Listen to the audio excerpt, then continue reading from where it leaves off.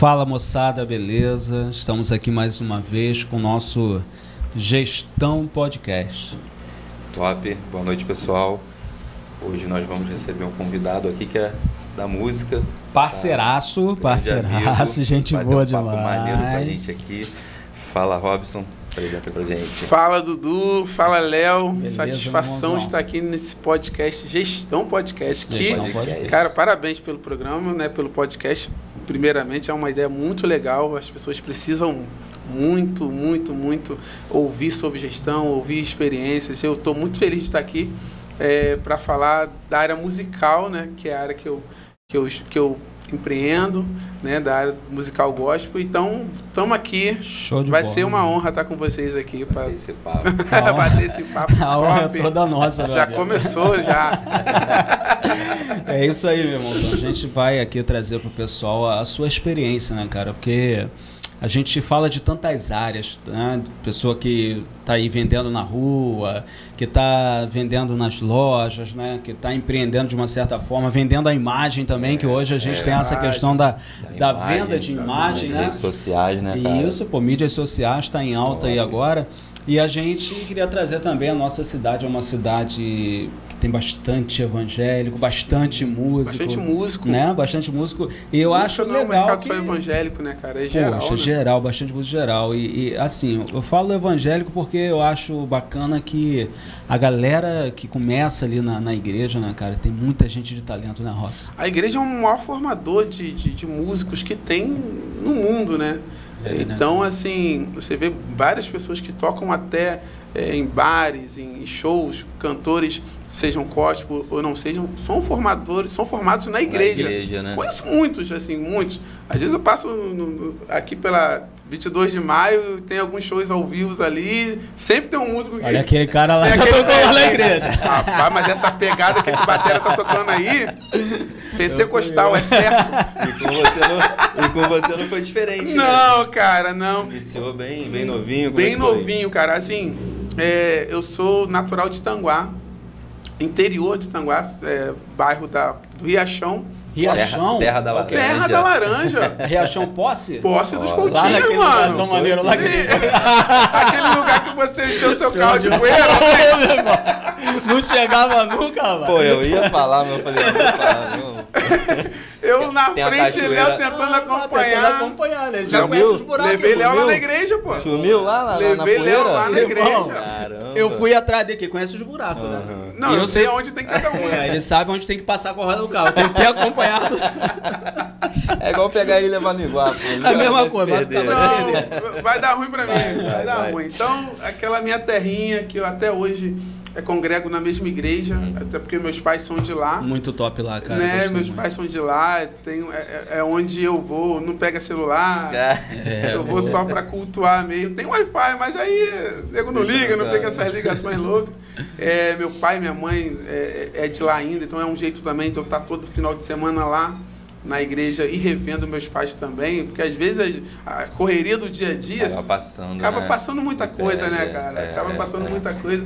E como eu moro aqui em Itaboraí ainda, né? Perto, relativamente. Tirando a estrada vale de chão. a pena o esforço. 7 quilômetros de estrada de chão. Começou Tá lá... 25 quilômetros no total. E começou lá na igreja mesmo? Alguém Sim. tocava? Quem te inspirou lá, meu irmão? Boa pergunta. Quem te inspirou lá? Meu pai, mano. Seu pai é músico, cara? Meu pai, ele foi ser cristão depois dos 30 anos. Meu pai era pagodeiro. Minha família é uma família que gosta muito do pagode. Entendi, cara. Futebol, jogar futebol. Típica Minha família brasileira. Exatamente. Carioca. É o futebol, depois do futebol, aquela pagode, rodinha de samba. Exatamente. E eu morava num lugar que era o Riachão, em frente ao campo do Riachão. Não sei se vocês conhecem ali. E todo domingo tinha futebol com os meus tios lá. E eu lá em cima de casa tentava meio que assistir o jogo. Meu pai não deixava muito eu descer. Já era evangélico na época. E tinha sempre o pagode depois, ó, meus tios estão tocando. Então essa onda rítmica já vem de família.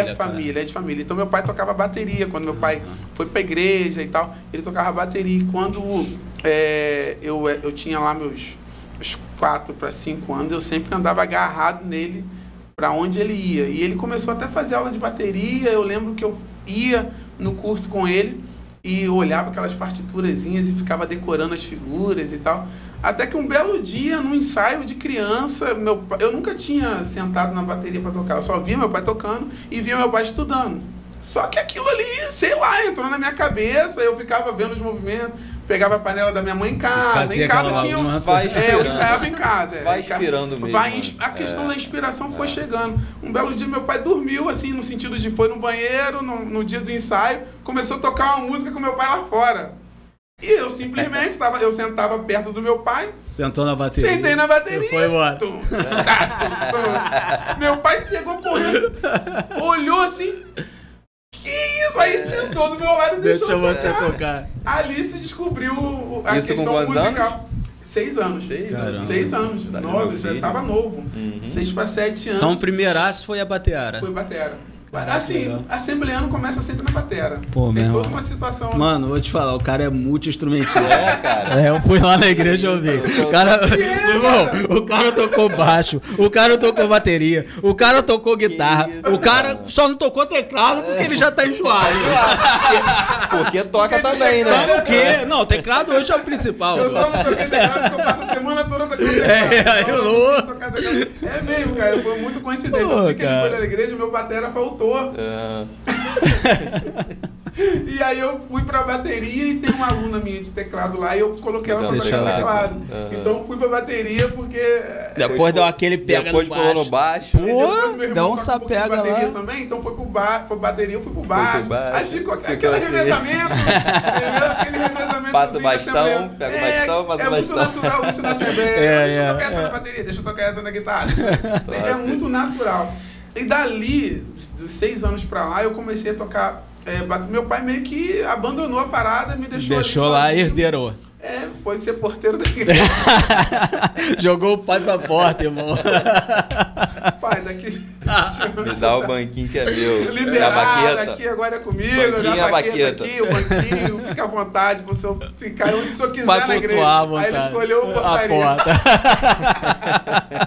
Mas eu falo que meu pai é o meu maior professor. Eu falo legal, que... Cara. Porque de uma certa forma. Eu posso estudar em faculdade, qualquer professor PhD em música, mas meu pai sempre vai ser... Eu sempre falo, ele é o meu maior inspirador, meu maior professor é meu pai. Eu sempre faço questão de frisar isso. Isso é bom pra gente ver a responsabilidade, né? Cara, é teu pai, né? Mano, pai, é ali que começou. A origem tá ali, sabe? E dali em diante, a minha igreja ela tinha dificuldade com músicos. Os músicos que tocavam na igreja na época já tinham sua idade, né? Já tinham sua idade. Meu pai, por exemplo, já tinha seus 40 e tal, né? Para 50. Pô, mas não é velho não, Robson. Eu tô com 42 anos. Não queria estudar mais, não queria desenvolver, ultrapassados musicalmente e tal, mas ajudavam e eram os era pilares. A galera que realizava. A gente valoriza até hoje meu pai sobre isso. Tinha uma irmã que tocava contrabaixo e um outro que tocava guitarra. Mas às vezes muito limitado, mas não estava em todos os cultos, né? Muitas das vezes na roça tem muito aquela questão de época de guando, todo mundo vai de boiaguando para trabalhar, para vender e tal, e às vezes faltava um culto. Meu pai era tirador de laranja, meu pai trabalhava no pavilhão de laranja e chegava muitas das vezes tarde em casa, que às vezes ia tirar laranja longe, Pirineus, um lugar, chegava em casa tarde. Às vezes o pavilhão terminava... Lá é a principal fonte de renda. Exatamente. Ali, né? Tinha um pavilhão de laranja lá, que eu também trabalhei com meus 14 anos. Eu acho que todo mundo lá trabalhava.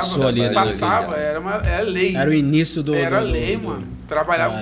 Eu trabalhava lá embalando laranja, meu pai trabalhava carregando e descarregando o carro e tirando laranja. Então, muitas das vezes o trabalho terminava muito tarde. Era meia-noite, às vezes caminhão que vinha de São Paulo pra gente embalar laranja atrasava no caminho, era trânsito. Muitas das vezes eu já fui pra igreja. Quando cheguei da igreja, tinha que ir pro pavilhão trabalhar para poder descarregar um caminhão. Às vezes eu estudava, chegava às 5 horas da tarde em casa e ia para trabalhar. E era a realidade no momento. Então, o pessoal faltava às vezes alguns cultos e eu, curioso musicalmente, né, minha mãe passou a ser zeladora logo após, eu sempre estava com ela também, quando ela ia limpar a igreja, eu pegava a guitarra, começava a tentar tocar, o baixo, começava a tentar tocar, eles me ensinavam alguma coisinha e eu comecei a trilhar. o ouvido musical já tava... Já tinha, né? Isso ajuda muito, né? Já tinha, porque com o tempo que eu convivi com meu pai ali, olhando, e você vai ouvindo, né? A osmose ali vai acontecendo, né? E aí eu aprendi a tocar contrabaixo, e depois aprendi a tocar guitarra, né? E tudo assim, com revistinha. Era bem típico da época, né, teve uma época que o cara tava pintando a igreja lá, e ele me via naquela luta diária ali, tentando fazer alguma coisa na guitarra, né? E ele foi, olha, eu tenho uma revistinha lá, cara, eu acho que vai te servir para alguma coisa, o que eu posso te fazer é te dar essa revistinha. Mano, não é que ajudou? Sério, inclusive, cara? Essa revistinha é a base do meu método de curso online hoje. É mesmo? Eu trago aquilo comigo. O jeito de ensinar, o jeito que aquela apostila ensinou, cara, foi o método que você aprendeu, né? Foi o jeito que eu aprendi. E eu peguei aquilo ali, até como forma de gratidão e também de didática, e peguei pra mim, né? E assim, aprendi a tocar vários acordes ali, aprendi a tocar música de ouvido, usando aquelas técnicas apresentadas naquele método. Cara, né? Não é fácil, cara. Não é fácil. Eu já comprei violão, já comprei baixo. Aí, baixo não, cavaquinho. Peraí que eu vou assistir uma aula aqui que eu vou aprender a tocar, porque é muito fácil a gente ver e não tinha tocando. Net, né, mano? Pô, não tinha net, pô, não tinha professores. Era na revistinha. Era na revistinha, então eu aprendi a tocar. Aprimorei no baixo com a revistinha e aprendi a tocar violão com a revistinha. Eu, quando aceitei a Jesus lá em 1900, antigamente, na Assembleia... Bolinha. Pô, meu irmão. Era nesse estilo, cara. Tinha um irmão lá que era o músico, né? O pessoal brinca, né? Fala que ouvido de tuberculoso. Sim, mano. Não, vou te falar, o cara era tuberculoso, sem brincadeira. Por Deus, Rob. Só pode. Não, mas de lá de fora, lá, a pessoa começava a cantar e já falava. É mi.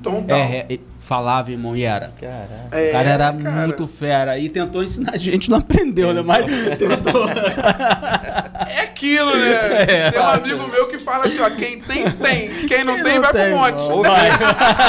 Finge que tem, né? Não tem como disfarçar, mano.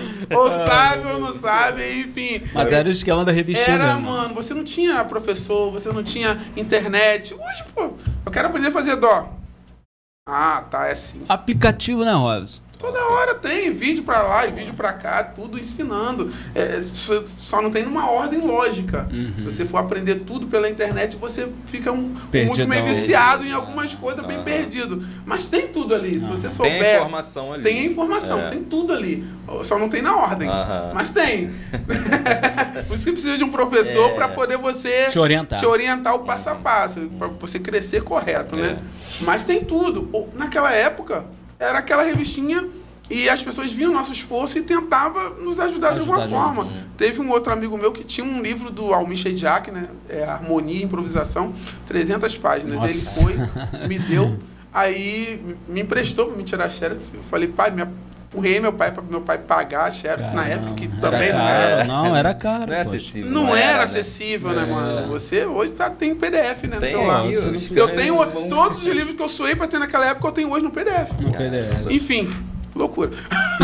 Você vê a grande dificuldade. Tirei xerox das 300 páginas. Até do que não era para tirar. Porque tinha prefácio, geografia. Tirou tudo. Mano, tira tudo aí, cara. Eu quero tudo desse livro. Quero teu tudo. Livro. Referência bibliográfica, sumário. O que tem aí? Tem mais o que aí? Dedicatório. Bota aí, meu irmão. Cara, incrível. Tirei tudo. O cara tirou tudo. Mas gastei lá uma perpela e foi aquele livro que me ensinou a tocar por partitura. Eu aprendi a ler partitura que é um lendo. outro diferencial também, né? Outro diferencial. Claro, tudo que você aprende assim só lendo, você tem um tempo, você demora mais, né? Até, tipo, aquelas luzes, caraca, era isso. Você ouve eu ouvi uma música, tentava tirar. Aí era isso que o livro estava dizendo. Aí você começava a encaixar as coisas. Virar a chave. Anos e anos para chegar em resultados. Nesse nível. Nesse nível. Hoje, certamente, era muito bem mais orientado, rápido. É mais rápido. É muito mais rápido. Eu tenho um sobrinho hoje que toca na igreja sozinho já. Toca muito já. Caramba. E estudou comigo 2, 3 anos. Que isso, entendeu? Vou matricular no Rosa. Não, mas por quê? Porque tendo um acompanhamento... Deixa porque aí, você tendo um acompanhamento e a pessoa querendo, desenvolve mais rápido. Eu fui tocar bem guitarra... Você sabe onde você errou, né? Exatamente, entendeu? exatamente. Acho que Deus estava me preparando para poder ensinar do jeito certo as pessoas. Então já passa porque o jeito errado eu já sabia. E, cara, e assim, na igreja acontece disso, né, que você falou. O problema da renovação é da galera que se acomoda. O cara aprendeu a tocar de ouvido, ele aprendeu alguns acordes, ele estaciona ali. Exatamente. Ele acabou, ele não vai mais. Exatamente. E tem esses dois motivos. A falta de informação que não chega, eu morava na posse interior, então as pessoas já não eram... Achava que aquilo ali era o limite para eles. Entendi. Já era o ápice, e muitas das vezes me colocaram nessa situação. Tipo assim, a minha vida tava... A sua realidade... A realidade era ser aquilo ali. Acabou. Vou morrer fazendo aquilo ali. Carregando roçando laranja. Com meu pai na laranja. Um pouquinho a mais que você conseguisse era o... Era o auge, pô. Era o auge. Então é uma coisa que é normal de onde você vive, os limites das coisas. Se você não tem a internet, se você não sai, se você não conversa, se você não interage com outras pessoas, a tendência é você viver ali, aquilo ali, o que é imposto. Então eu até entendo que as pessoas que tocavam naquela época lá era uma situação de, eu acho que é isso aqui que eu consigo chegar e não vou conseguir chegar em mais lugar nenhum. Acho que é isso. É bom, é suficiente. Um papo também muito da ocasião é que, poxa, pra Deus esse é o meu melhor. Tô dando o meu melhor. Eu tô com a voz rouca aqui, mas eu vou cantar assim mesmo. Mas aí vem eu não ensaiei a música, eu não sei a música, mas eu vou cantar. Fazer assim. Mas aí vem a parte do empreendedorismo, né? Sim, que também acaba agregando, mano. né? O empreendedorismo Porque começou se lá. o cara é músico, a música ele vai ficar ali, tá satisfeito com aquilo. Exatamente. Mas não, eu quero viver disso, quero ensinar. Exatamente. Essa é o que eu gosto, é o que eu quero ensinar, enfim. Então você buscou isso, né? Exatamente. Quando eu fui tocar, eu tocava bateria, aprendi a tocar contrabaixo, que foi a ordem das coisas, né? Contrabaixo depois de guitarra. Eu ensinei meu irmão a tocar bateria. Porque o meu sonho era ver a igreja com uma banda completa. Pô, legal. E eu tinha 8 anos na época, 7 para 8. Eu tocava bateria, aí quando deu 8 anos eu comecei a tocar contrabaixo. Ensinei meu irmão a tocar bateria. Beleza, o meu irmão, na verdade, meu irmão mais velho. Mais velho? 1 ano mais velho que eu. Tipo, pra você ver, eu sou do meio. Né? Aí depois eu fui pra guitarra. Quando eu fui pra guitarra, meu irmão que tava na bateria foi pro baixo. Eu ensinei ele a tocar baixo. E aí chegou um filho de um pastor que tocava bateria. Então, automaticamente, eu formou um trio ali. Guitarra, baixo e bateria. Então, eu sempre tirava as músicas e passava para eles, para poder a música rolar legal. Que foi onde eu estudei 5 meses de guitarra, que a igreja me colocou. Por isso que eu devo muito à igreja também. A igreja também teve um olhar para mim lá na frente. Olha, esse garoto ali, garoto ali, vou investir nele. Assim, não investiu tanto em dinheiro, assim, mas 5 meses de aula já foi para mim uma coisa assim... Sua base, fez a sua base, né? Cara? Fez a base, calçou, né? E eu devo muito à igreja também, eu sou um cara muito grato. Você vai me ver falando sempre de algumas pessoas até o que você falou, de continuar congregando lá. Até hoje servindo lá, porque eu sei que eles me ajudaram muito no começo. Gratidão mesmo. Me ajudaram, a família. Então, tipo, eu tirava as músicas e ensinava para todo mundo. Até quando eu conheci o teclado, né? E através de um amigo que comprou. Nessa época eu já tinha 13 anos de idade. Pô, novo pra caramba. Foi muito rápido, mano. Foi muito rápido. Aí eu com 13 anos de idade eu já tocava, eu pegava emprestado. Um amigo meu comprou o teclado, me apresentou e eu comecei a... Era caro, né? Caro, pô. Era preço de uma moto. Pegava emprestado, mano. Pegava emprestado. E assim, eu comecei a aprender a tocar, comecei a me apaixonar, porque o teclado ele tem uma sonoridade que preenche mais a música. Recursos, né? Tem muito mais recursos. Né? A guitarra só tem som de guitarra, o baixo só tem som de baixo e a bateria só tem som de bateria. Não, né? Teclado tem som de guitarra, baixo, bateria, violino, o que você quiser, sax, trompete, enfim, tem som de tudo. Inclusive, que é o que a gente mais utiliza o teclado, é como piano. Tem um som de piano, o mecanismo é igual, que é de tecla, então a gente usa como piano. Então o teclado ele tem aquele poder de ser versátil, né? Então aquilo ali me chamou a atenção demais E eu comecei com 13 anos você já era um músico formado ali. Já era praticamente bateria, um músico com todos os... mil e uma utilidades. Já era um bombrilzinho já. E nessa época... Negão, palitinho, bombril. Era essa parada. E meu pai vendo aquilo tudo, quando chegou... Aí eu pegava emprestado mesmo de teclado, para tocar na igreja, as pessoas vão vendo. Eu comecei a apunhar meu pai a comprar um teclado para mim, cara, e eu sabia da realidade. Era difícil, né? Minha mãe não trabalhava, era doméstica, e meu pai era um salário mínimo. E salário mínimo naquela época... Nada. Saca? Não dava. Não, esquece. Juntar um ano, o cara tinha que ser muito bom mesmo. É herói. E família, são heróis. Né? Moram quantos na casa? Cara? Eram 5 comigo. Você... 3 irmãos e meu pai e minha mãe. Caramba. 5. Então, assim, cara, é guerreiro, mano. Mas a gente também comia o que plantava. Tinha essa onda também, que é a coisa saudável tudo da parada. Orgânico, né? Tudo orgânico, né? Os caras chegou aqui. O cara chegou com o biscoito aqui, irmão. Pô, mano, chegou com o biscoito aqui, 0 glúten. 0 glúten. 0 sal, 0 açúcar. Os caras da cidade aqui estão Cheguei aqui com amendoim cheio de sal e de gordura, né? Faltou lamber o pacote aqui. Mano. Saí de casa atrasado, peguei um salgadinho do meu filho. Sem glúten, farinha de arroz, sem adição de sal, de corante, sem... Cheguei, vou levar pros caras.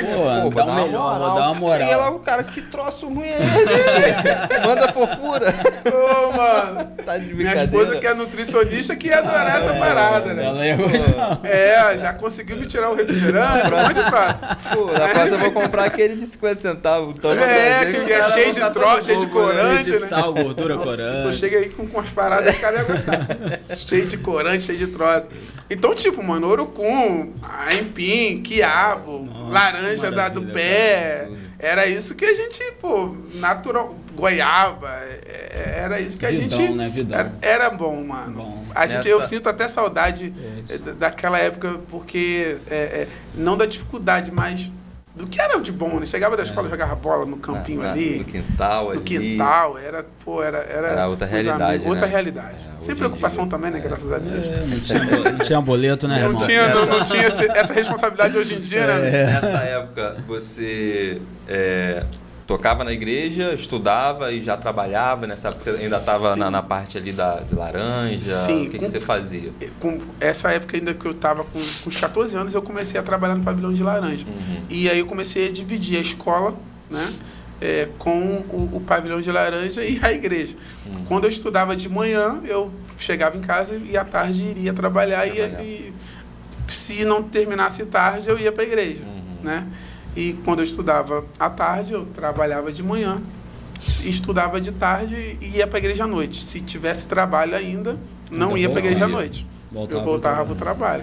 E tipo, cada caixa era tipo 10 centavos, 7 centavos. Era por produção, né? Saca? Então a gente tinha que fazer para poder dar, né? A coisa rolar. Por caixa. No começo eu trabalhei bastante. Depois a gente foi, né, começando a... Foi dando os migué. O que acontece? É que lá, a mente do empreendedor é uma loucura, mano. O cara quer empreender. Eu estudava com o sonho de fazer uma faculdade. Eu estudava com... E muitas das vezes as pessoas falam, poxa, a gente tem uma situação...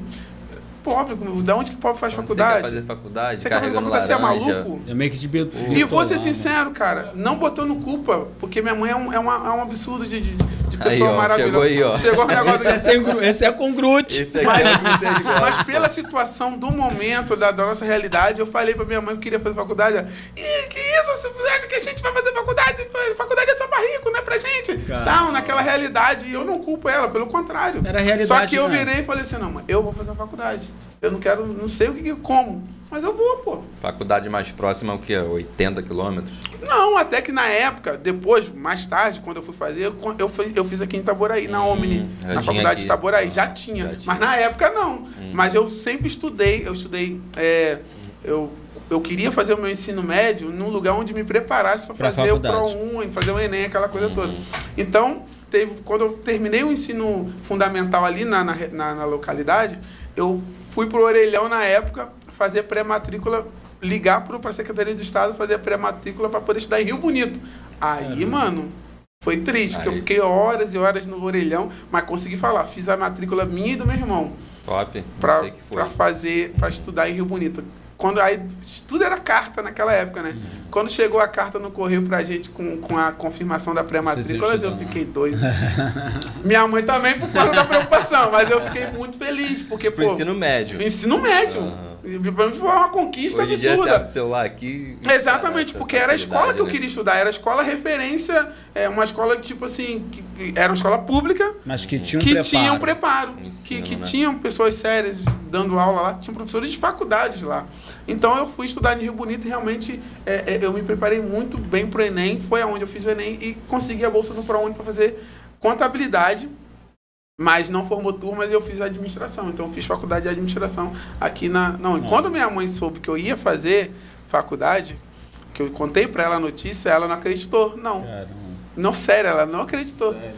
Ela, que vai fazer faculdade aqui, Rafa? Sei lá o quê? Falei, vou, mano. Eu fiz a inscrição. Expliquei. Isso com quantos anos? Isso já tinha 17 anos. Porque já estava terminando já o ensino médio. E nessa época eu trabalhava no pavilhão, mas eu comecei a dar aula em igrejas. Eu já estava tocando teclado. Já tocava. Eu já estava tocando até na orquestra do meu ministério, na matriz, nos congressos. Né? Isso, através dos amigos me indicaram para tocar na orquestra. Então eu comecei a crescer no ministério. Na época já tinha 40 e poucas igrejas. Então, nosso congresso ali na reta, ali no complexo evangélico. Fechou, né, Robson? Está praticamente fechado, mas vai ter congresso agora de novo, vai reabrir para congresso e tal, mas ficou um tempão, ainda mais de pandemia. Do COVID, por causa do Covid e automaticamente os congressos pararam, que ali só usa para o congresso. Então eu comecei a tocar nos congressos, então eu comecei a ficar conhecido. E também eu rodava em todas as igrejas também, tocando, conjunto aqui, conjunto ali. Aí eu já estava conhecidinho, a pessoa já sabia que eu tocava, que eu era... Na cidade eu já estava... No ministério a pessoa já sabia que eu era guitarrista. Minha esposa, eu conheci, ela me conheceu tocando guitarra, e graças a Deus ela me conheceu, gostou de mim antes de eu conhecer ela, porque se ela conhecesse antes... a irmã dela, eu fazia guitarra e a irmã dela precisou que eu tocasse e tal. E aí eu toquei uma música no congresso pra ela, dali pra lá a gente virou amigo, eu e a irmã dela. Aí ela me falava muito de mim, um garoto talentoso, toca, sei lá o quê. Até que um dia... Despertou. Quem é Robson? Despertou. Cara, eu acho que eu sou mentiroso, cara, quando eu falo isso. Porque quando olha a foto dela, não acredita, né? Bonita pra caralho. Aí, dona Daiane, olha aí. Mas ela que gostou de mim primeiro e ela vai confirmar isso. Então quer dizer que ela deu em cima de você, meu irmão? Ela que deu em cima? Ela deu em cima. Ela deu em cima. Aí você fez a história é boa. Difícil, a história é boa. Ela não falou isso não, né? Mas vamos aqui.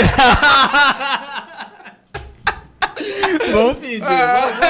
Vamos dar uma moral pro convidado. Belo dia, mas ela perguntava, irmã, tal. Um belo dia, a irmã dela precisou, naquela época do CD ainda, bicho. Você não ouvia música... Não era CD, pô. Eu tirava as músicas com aquele rádiozinho que eu gravava a música da rádio.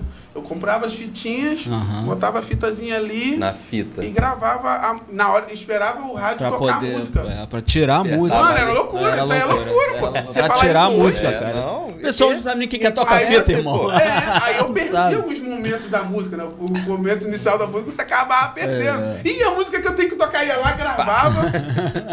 Aí já perdeu o arranjo inicial. Não, aí perdeu o arranjo inicial. Hoje em dia o CD já é ultrapassado. Aí eu consegui comprar um rádiozinho que tinha fita e CD.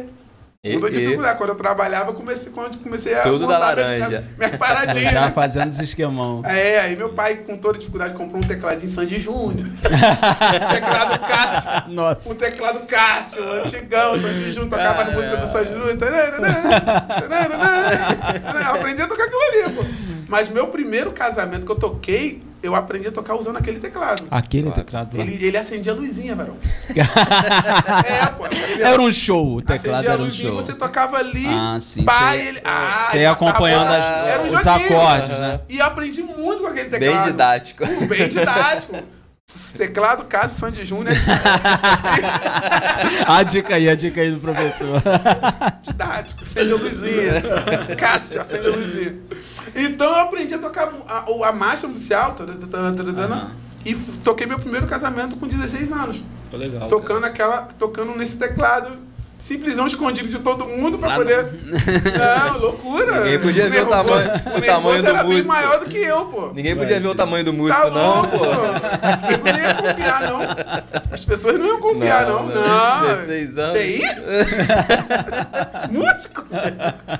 Não, vai errar tudo. E assim, e desde lá eu já vinha... Eu já vinha montando meus equipamentozinhos, o violão, meu pai também comprou com muita dificuldade. Antes de comprar o teclado, ele já tinha comprado um violão Kashima. Caramba. Pô, mano, era tudo Casa Bahia. Essa loja antiga dava pra comprar, né, irmão? Era o que dava pra comprar. Tudo... Não dava pra chegar Eu não lembro nem do nome da loja de antigamente. Super Lojão, vou te ajudar. Meu pai comprou um pra mim no Super Lojão. Como é que tu... Super Lojão. E você ainda se lembra, né?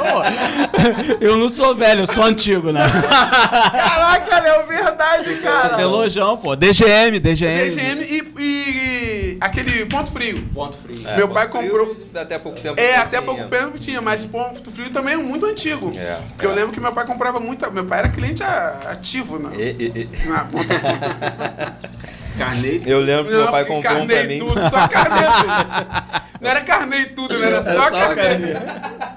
O teclado foi sei lá quantas vezes, o violão sei lá quantas vezes, mas era o jeito que você tinha pra ter as coisas, né? Só dá pra adquirir assim. Só dá pra adquirir assim. Tinha a facilidade que tem hoje, né? Exatamente. Cartão, não tinha nada. Você compra no Mas meu pai celular. tinha um crédito, então, Esse pau. Cada ano comprava um negocinho e lá e ia pagando, e depois do ano comprava outras paradas. Você, assim, você já naquela época, assim, ou algum momento você pensou, pô, você estava pensando em fazer a faculdade para mudar a sua realidade, né? Porque a gente sempre pensa, né, investir para mudar a nossa realidade. Sim. Mas você imaginou algum dia em viver de música ou nem passava pela tua cabeça, meu irmão? Não. Não passava pela tua cabeça? Não tinha como passar. Assim, não tinha... A realidade do músico era difícil. Ainda é difícil, né, Rosa? Só que interessante, eu não sabia da realidade do músico. Ah, tá. Porque eu tava num... Eu só queria tocar na igreja. No meu ministério. Aquilo ali te realizava, né? Sim. A música era uma realização e não um negócio. Não tinha como você ganhar dinheiro. Entendi. Assim, eu não tinha noção. Fazendo aquilo, né? Eu não tinha essas informações. Eu não tinha como essas informações. Era muito distante. É muito distante, exatamente. Tudo que eu fui adquirindo ali foi na base da raça, mas não foi imaginando tocar para um cantor um dia. Dar aula, eu gostava de dar aula ali na localidade, nas igrejas, eu já dava, pra mim já era legal. Mas eu ganhava meu dinheirinho ali pouco, mas pra mim ali já tava... Já era suficiente. Suficiente. As pessoas, elas nunca colocavam música como uma profissão. Não tinha essa pegada, pô. Então eu vinha nessa pegada também, tanto que eu fiz faculdade de administração. Mas depois, engraçado que tudo pra mim na música acontecia. E nas outras coisas... Não. Era eu que queria. Você forçava a barra, forçava a barra, mas não acontecia. E na música era natural. Natural. Traz a questão do talento também. Exatamente. Né? Diferenciado, você falou que cresceu, já estava no ministério, né? Em 40 igrejas você foi convidado para tocar. Tocando. Então ali você foi crescendo, provavelmente pelo talento, né? Exatamente. Aí dali subiu mais, foi tocar já. Aí as coisas foram chegando, porque depois da faculdade, aí eu saí, né? Você veio cá pra fora, começa a ter descobre contato, o mundo. A internet foi chegando. Você conheceu o mundo. Conheci o mundo, né? Aí... Conheceu o mundo, conheceu a dona Daiane.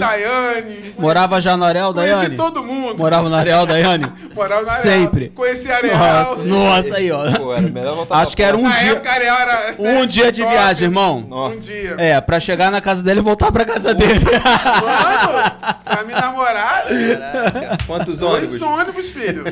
2 ônibus, tá? 2 horas de viagem. E o último ônibus da último pós. Não podia perder, não, tá? 11 e pouca da noite, se eu perdesse, ainda bem que eu adquiri amigos por aqui, né? Então, muitas das vezes eu dormia na casa. O bom é que é uma entrada só, né? Você parava ali na entrada e esperava uma carona. Era certo. Tinha, de vez em quando passava uma carona. Passava, mas eu já ia pra casa do amigo já. Já ia dormir por aqui Minha mãe e meu pai até já sabia, né? Então, assim, aqui eu conheci o mundo e comecei a ver que as possibilidades eram maiores.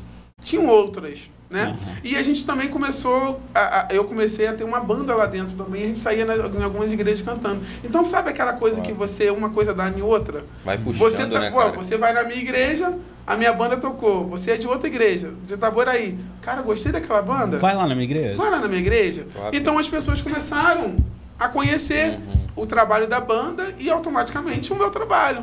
Né? E as aulas também que eu dava em algumas igrejas começou a expandir também. Eu comecei a dar aula em outras igrejas. Inclusive lá no Areal, quando eu comecei a namorar a Dani, eu comecei a dar aula em algumas igrejas lá e tal. Comecei um cantor me viu tocando com a banda Cairóis.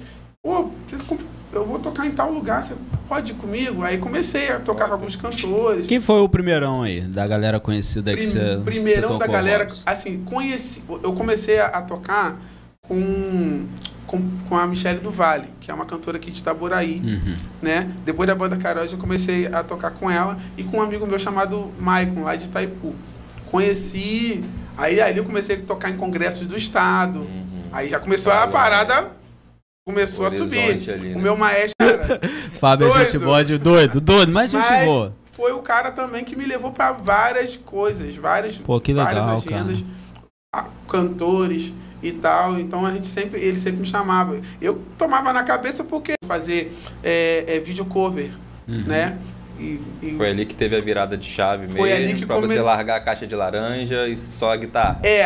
A caixa de laranja eu larguei um pouco depois com uns 20 anos, porque eu comecei a trabalhar na Câmara Municipal de Tanguá. Um vereador amigo nosso lá da região ganhou e me colocou lá e estava na área da faculdade. E eu comecei a trabalhar como chefe de patrimônio.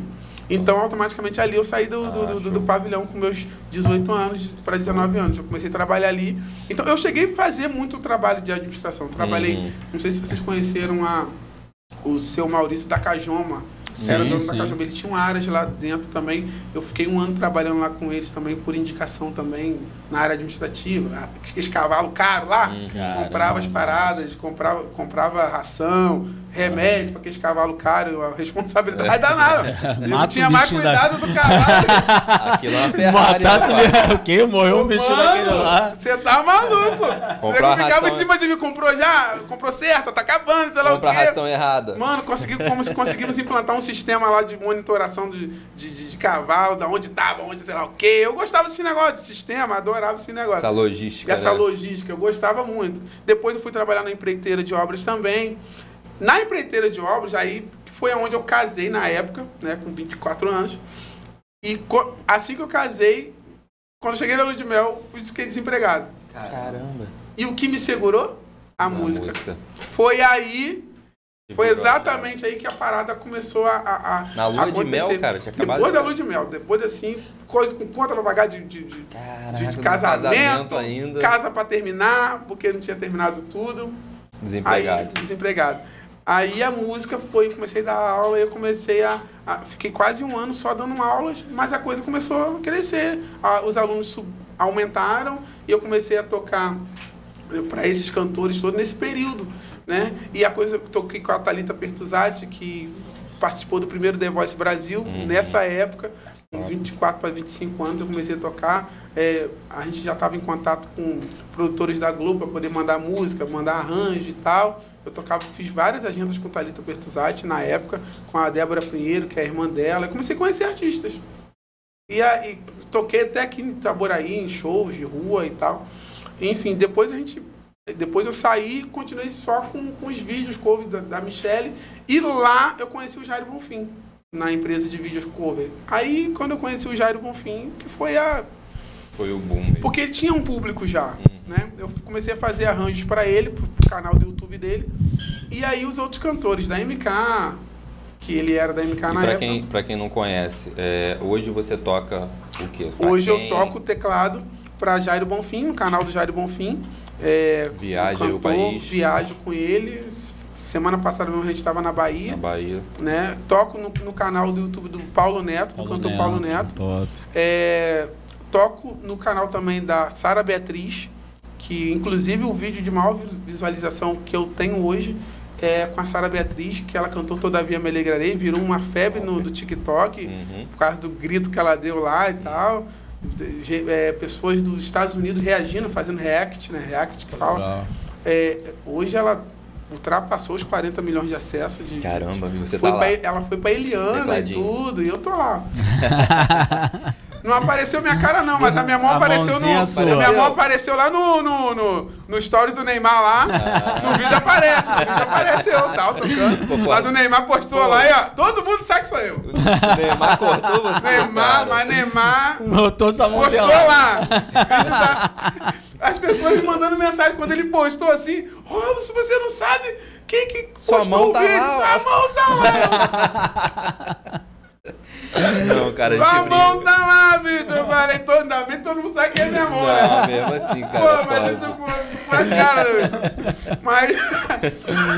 Mas tem passado, assim, indicações a prêmios de melhor cover do ano, no troféu.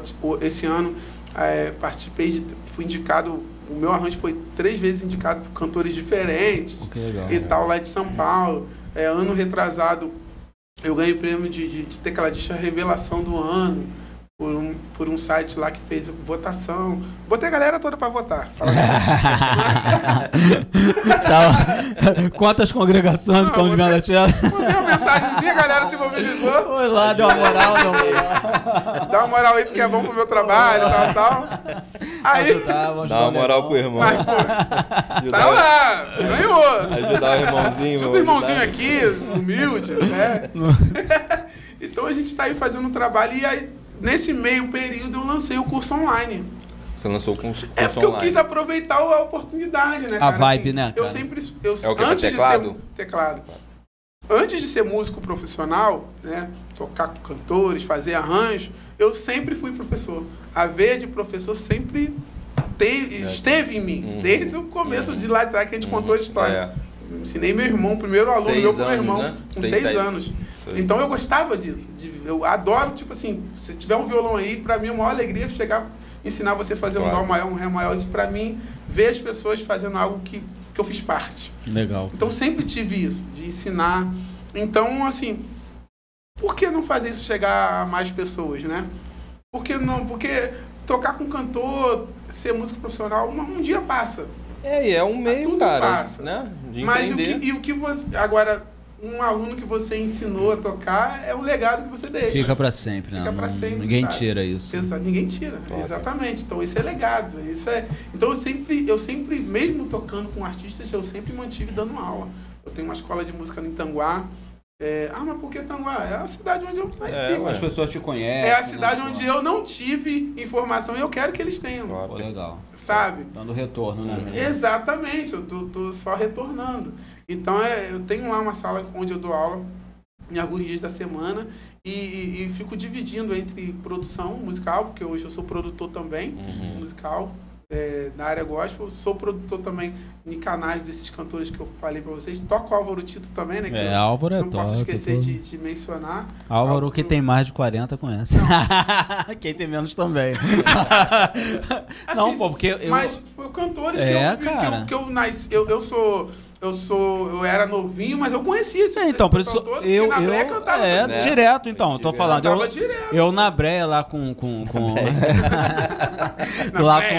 com 15, 16, o Álvaro tava no auge, pô. Entendeu? Isso, eu tô te falando de 96, filho, 95, ué. A gente tá falando de um cantor que tinha identidade própria. Poxa. Cantores com identidade própria não surgem inesquecível, todo dia, cara, né? não, Saca, inesquecível. Um Michael Jackson não surge todo dia. Um Stevie Wonder, um Ray Charles, e um Álvaro Tito não nasce todo dia. É um cara que fala assim, eu quero a minha música desse jeito aqui. O estilo dele era inconfundível. Então ele chegou no gospel trazendo coisas que na época ninguém fazia. Inspirado em música americana, inspirado naquela coisa. E enfrentou várias resistências no início, certamente. Na Breia, né? Porque tudo no início, ainda mais em igrejas que tem um padrão de disciplinar, né? Ele enfrentou dificuldades. Mas depois, cara... Mas ele criou um estilo, né, mas ele veio trazendo uma música que a juventude veio toda com ele. Ele criou um estilo. Tinha outra banda também na época, que era o Rebanhão, que tinha também esse perfil de mas hoje, se você vê o estilo do Eli Soares, do próprio... né? O próprio Eli Soares fala. O Eli Soares, pô. O Jairo Bonfim, essa galera toda tem uma pegada que saiu ali do Álvaro. Pô. A origem foi ali. Foi ali. Então, tipo assim, quando a gente fala de pessoas que têm estilo próprio, são pessoas que influenciam. Uma geração. Uma geração. Então, eu conhecia algumas músicas dele. Ele lançou vários discos. E você vê... Quando criança, eu ouvia o cara. E ter o privilégio de tocar pro cara foi muito massa. Ele me ligou numa sexta-feira, eu até lembro até hoje. Com ele, cara? Sim, em live, em plena pandemia. Levou lá na lanchonete. Levei na lanchonete lá. Deu uma moral, levei o Jairo também lá. Comeu hamburgão lá, top.